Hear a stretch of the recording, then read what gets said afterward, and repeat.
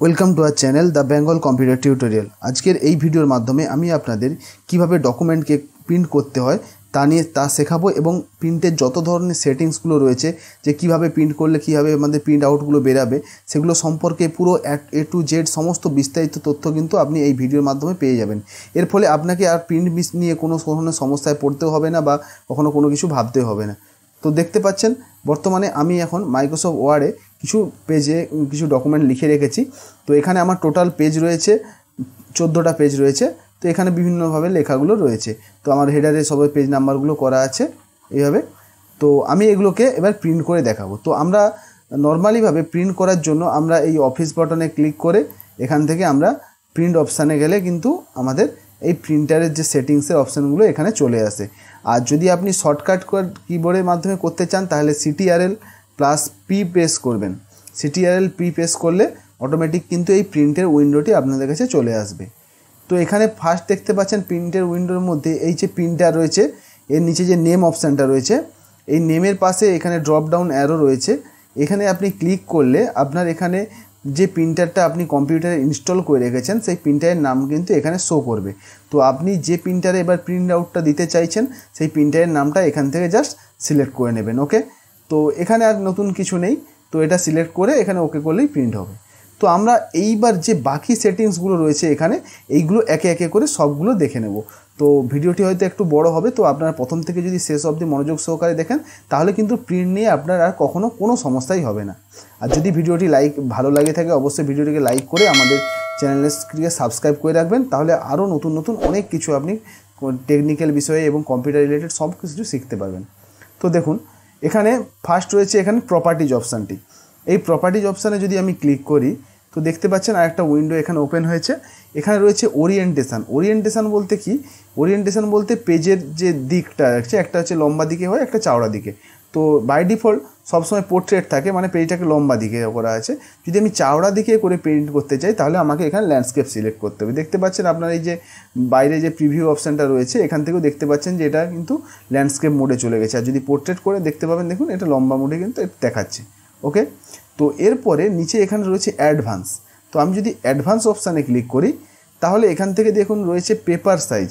Paper সাইজে কথার অর্থ কী? যে আমাদের যে পেজে আমি প্রিন্ট আউটটা করবো সেই পেপারের সাইজটা কী। যেমন আমরা নর্মালি কী হয় প্রিন্টারে A4 পেপার দিয়ে থাকি। এবার যদি কেউ লিগ্যাল পেপারে প্রিন্ট করে বা কেউ লেটার সাইজে যদি প্রিন্ট করে, তো যে পেজে আপনি প্রিন্টটা করতে চাইছেন সেই পেজটা কিন্তু সিলেক্ট করবেন।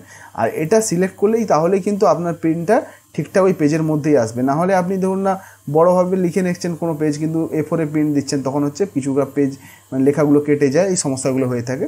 তো যদি আপনি এমনি নর্মাল জেরক্স পেপারে প্রিন্ট করতে চান তাহলে সবসময় A4টা সিলেক্ট করে রাখবেন। এরপরে আপনি ওকে করে দেবেন। ওকে, তো আমাদের প্রপার্টিজ থেকে এটা পেয়ে গেলাম। এরপরে এই ফাইন্ড প্রিন্টার অপশানে দেখুন এটা কেন দেওয়া থাকে। এই ফাইন্ড প্রিন্টার অপশানে ক্লিক করলে ধরুন না আপনার এখানে এই যে নামগুলো শো করছে, অনেক সময় হয়তো এটা আসে না, হয়তো USB কেবিল প্রবলেম থেকেও শুরু করে এরকম বিভিন্ন সমস্যা হলে এগুলো আসে না। তখন আপনি ফাইন্ড প্রিন্টারে গেলে কিন্তু এখান থেকে আপনার প্রিন্টারটা শো করবে। বা ওয়াইফাইয়ের সঙ্গে যদি আপনি কানেক্ট করে রাখেন সেখানেও কিন্তু প্রিন্টারের নামটা এখান থেকে শো করবে। যদি এখানে না আসে তখন এখান থেকে আপনি প্রিন্টারের নামটা বেছে নিতে পারেন এই ফাইন্ড প্রিন্টার অপশানে ক্লিক করে। ওকে, যেহেতু আমার এখানে প্রিন্টার কানেক্ট করা নেই তাই এটা এই এরর বেসে দেখাচ্ছে। আচ্ছা, এরপরে নেক্সট চলে এলে এখানে কি আছে প্রিন্ট টু ফাইল। এটা বাই ডিফল্ট সবসময় টিক মার্ক করে রাখবেন, নাহলে আপনার এমনি এই যে ফাইলটা আছে এটাই প্রিন্ট হবে, এটাতে সেরকম কিছু নেই। এরপর আছে ম্যানুয়াল ডুপ্লেক্স। এটা কিন্তু খুব একটা ইম্পর্ট্যান্ট জিনিস। এই ম্যানুয়াল ডুপ্লেক্সটা কি?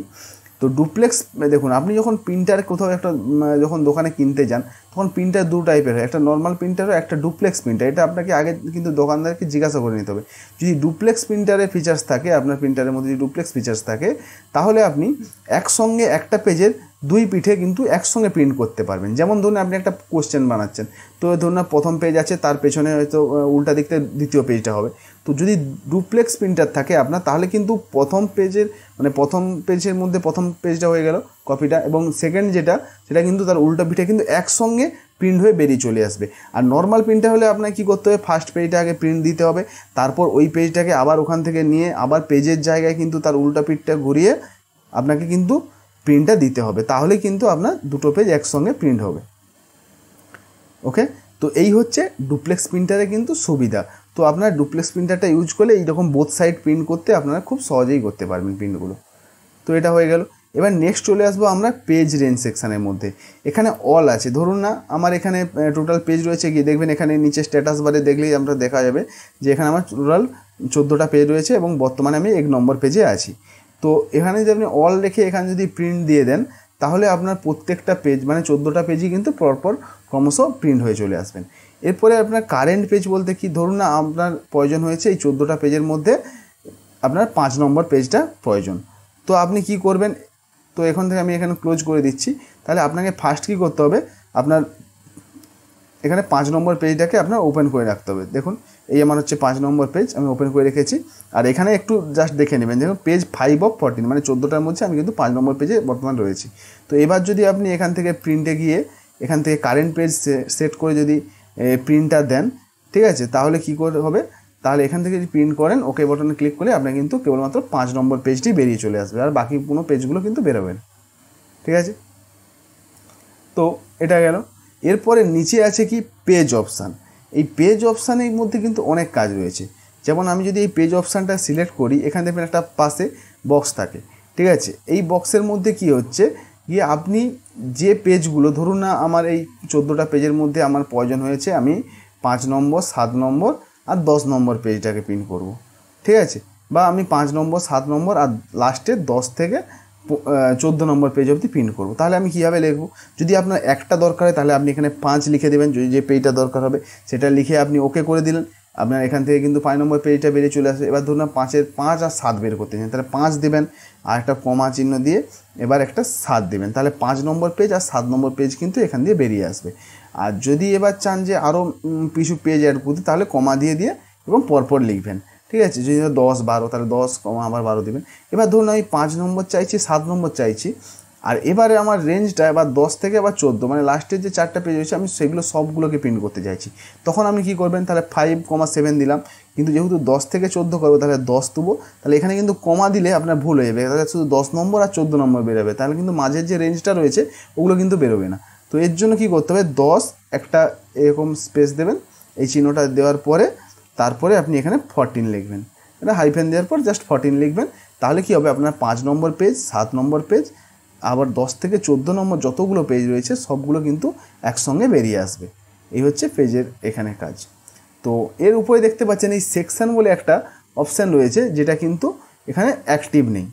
তো এইটা কি কাজ করে, সিলেকশান, এই সিলেকশানের মাধ্যমে আমি এটা ক্যান্সেল করে দিচ্ছি। তাহলে দেখুন আমি ধরুন না যতটা অংশ আমি প্রিন্ট করতে চাই, দেখুন আমি এই 5-এর ধরুন না অর্ধেকটা নিয়ে আমি ধরুন না বাকি 6 নম্বরে এই অর্ধেকটা নিয়ে আমি প্রিন্ট করতে চাইছি, যে এই লেখাটা আমার কাছে খুব ইম্পর্টেন্ট, এইটার আমাকে একটা প্রিন্ট নিতে হবে।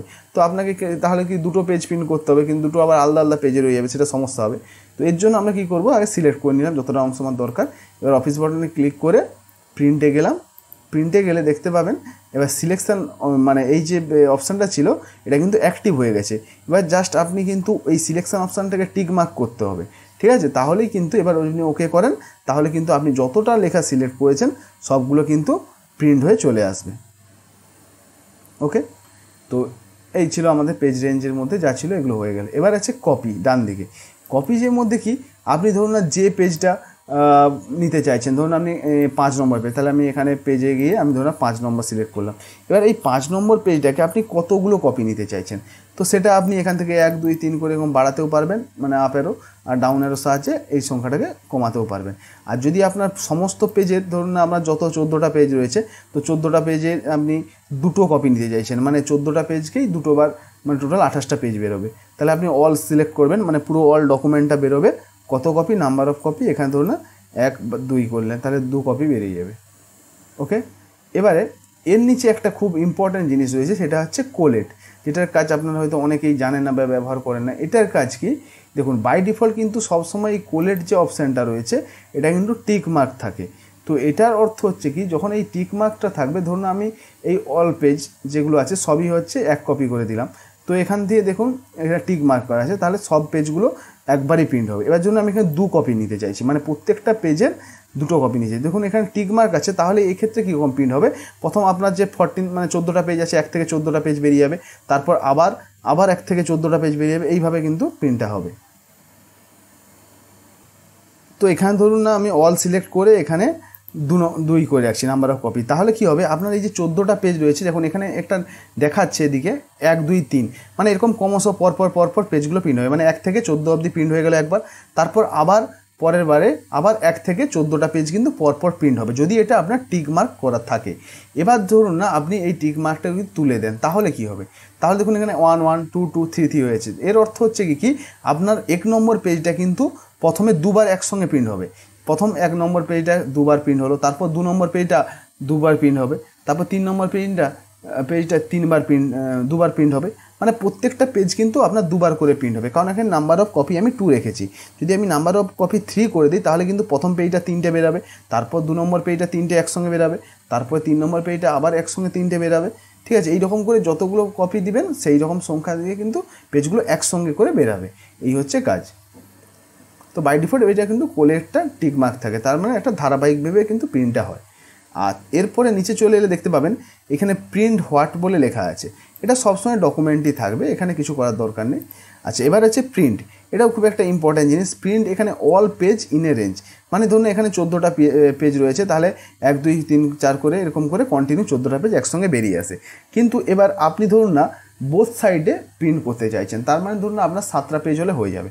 তো আপনি কিভাবে চাইছেন যে ধরুন না একসঙ্গে আপনি 7টা পেজ দিয়ে দিলেন, এবার আপনি চাইছেন যে আমার প্রথম পেজটা যদি 1 নম্বর হয়, তার দ্বিতীয় পেজটা নিশ্চয়ই 3 নম্বর হওয়া উচিত, কারণ মাঝে একটা করে যে ছাড়া গেল, তাহলে আমি পেজগুলো একসঙ্গে বের করে নিয়ে আবার উল্টো দিকে পেজগুলো দিয়ে দিলে আবার তার অপর পেজটা 2 নম্বর 4 নম্বর 6 নম্বর এইভাবে প্রিন্ট আসবে। তো তার জন্য কি করতে হবে, এখানে ধরুন আমি অড পেজ প্রথম বেছে নিলাম, এখান থেকে আমি প্রিন্ট থেকে অড পেজে বেছে নিয়ে যদি ওকে করি, তাহলে আমার কি হবে, প্রথম 1 নম্বর পেজ হবে, তারপর 3 নম্বর, তারপরে 5 নম্বর, তারপরে 7 নম্বর, তারপর 9 নম্বর, অর্থাৎ কি অড মানে আমাদের হচ্ছে বিজোড় সংখ্যাগুলো যেগুলো সেইভাবে প্রিন্ট হবে। তো এইভাবে হয়ে গেল। এইবার আপনি সমস্ত পেজগুলো 7টা পেজ বেরিয়ে গেল 1 থেকে 14-র মধ্যে, যতগুলো আপনার অড নাম্বার আছে সেগুলো দিয়ে বেরিয়ে গেল। তো এবার সেই পেজগুলোকে আবার উল্টে দিবেন আপনি, তার ব্যাক সাইডটা, এবার ব্যাক সাইডটা দিয়ে আপনি কি করবেন, এখানে ইভেন পেজ মেরে দেবেন। তাহলে কি হবে, প্রথম ওই 1-এর উল্টো দিকে 2 নম্বর পেজটা প্রিন্ট হয়ে যাবে, তারপর আপনার 3-এর উল্টো দিকে আপনার 4 নম্বর পেজটা প্রিন্ট হয়ে যাবে, তারপর আপনার 5-এর উল্টো দিকে আপনার 6 নম্বর পেজটা প্রিন্ট হয়ে যাবে। তো এইভাবে কিন্তু আপনি খুব সহজেই একসঙ্গে কিন্তু এইগুলো বের করে নিতে পারবেন, কারণ এগুলোর জন্য আপনার যাদের ডুপ্লেক্স প্রিন্টার নয় তাদের ক্ষেত্রে কিন্তু এইভাবে প্রিন্ট করলে খুব সহজে কিন্তু প্রিন্টগুলো আপনি করতে পারবেন। ওকে, তো এবার আছে জুম এখানে পেজ পার সিট, এইটাও কিন্তু খুব ইম্পর্টেন্ট। মানে ধরুন না এখানে 1 পেজ থাকে, মানে আপনি যে পেজগুলো আছে, আমার ধরুন 14টা পেজ আছে, তো প্রত্যেকটা একটা পৃষ্ঠাতে একটা প্রিন্ট হবে, এটাই স্বাভাবিকভাবে হয়ে থাকে। তো এবার ধরুন না আপনি চাইছেন যে এটাকে কম পেজের মধ্যে আনতে, ধরুন না আপনি চাইছেন 2টো পেজ, তাহলে 2টো পেজ সিলেক্ট করার অর্থ এই যে এই 2টো পেজে লেখা যা আছে সেটা কিন্তু কেবল আপনার একটা পেজে কিন্তু প্রিন্ট হয়ে বেরিয়ে আসবে। ঠিক আছে, এবার যদি আপনি এখান থেকে আরও বাড়াতে চান, যেমন 4টে যদি করেন, তাহলে আপনার 4টা পেজে এখানে 1 2 3 4 যতগুলো যেমন 4টা পেজ রয়েছে, সেই 4টা পেজ কিন্তু একটা পেজেই কিন্তু প্রিন্ট হয়ে বেরিয়ে চলে আসবে। যেগুলো আপনার মাইক্রো করার ক্ষেত্রে লাগে, আপনারা জানেন মাইক্রো জেরক্স করলে ছোটো ছোটো করে আসে, তো এই মাইক্রো জেরক্সের ক্ষেত্রে কিন্তু এই পেজ পার সিট অপশানটা কিন্তু খুব ভালো কাজ করে, এখান থেকে আপনাকে করতে হবে। ঠিক আছে, এবার আপনি 4টে চাইলে 4টা করতে পারেন, 6টা করলে আরও ছোটো হয়ে যাবে, তাহলে 6টা পেজের লেখা আপনার একটা পেজের মধ্যেই চলে আসবে, এইভাবে আপনি সেট করে নেবেন। আর এখানে স্কেল টু পেপার সাইজ, এখান থেকে যেখানে আমরা ওখান থেকে এই প্রপার্টি থেকে একবার করেছিলাম, তো এখানেও এলে নিচের দিকে দেখতে পাবেন এখানে রয়েছে A4 পেপার রয়েছে, লিগেল পেপার রয়েছে, B4 রয়েছে, আপনার যেটা প্রিন্ট করার দরকার হবে আপনি সেটা কিন্তু সিলেক্ট করে নেবেন এখান থেকে। তো এই ছিল আমাদের সম্পূর্ণ প্রিন্ট উইন্ডোর সমস্ত সেটিংসগুলো, বা কীভাবে প্রিন্ট করে সমস্ত কিছু দেখালাম। এরপর আপনি সেট করে জাস্ট ওকে বাটনে ক্লিক করলেই কিন্তু আপনার প্রিন্টগুলো চলে আসবে। তো আরেকটা কাজ যেটা বাকি রয়ে গেছে সেটা হচ্ছে গিয়ে যে এই প্রিন্টের নিচে প্রিন্ট অপশানের কাছে গেলে এখানে কিন্তু প্রিন্ট প্রিভিউ বলে একটা অপশান থাকে। প্রিন্ট প্রিভিউ কথার অর্থ হচ্ছে কি, আমি যেটা প্রিন্ট করতে চাই সেইটার জাস্ট একটা কপি, ধরুন না আপনি ভুল প্রিন্ট যদি হয়ে যায় তাহলে আপনার একটা কাগজ নষ্ট হয়ে যাবে, কিন্তু আপনি ওই কপিটা যদি আগে দেখে নেন যে কীভাবে প্রিন্ট আসবে, ধরুন না আমি এটাকে 5 নম্বর পেজটাকে প্রিন্ট করতে চাই, তাহলে আপনি এখান থেকে প্রিন্ট প্রিভিউতে যাবেন। ওকে, দেখুন প্রিন্ট প্রিভিউতে যাওয়ার সঙ্গে সঙ্গে আমার কিন্তু 5 নম্বর পেজটা চলে এসছে, যে এই পেজটা প্রিন্ট করলে আমার এইভাবে প্রিন্ট হবে, অতএব আমার এই দিকে বাম দিকে এবং ডান দিকে জায়গাটাও ঠিক আছে। তো এইভাবে হচ্ছে আপনি এটাকে আগে দেখে তারপর কিন্তু প্রিন্ট করতে পারবেন।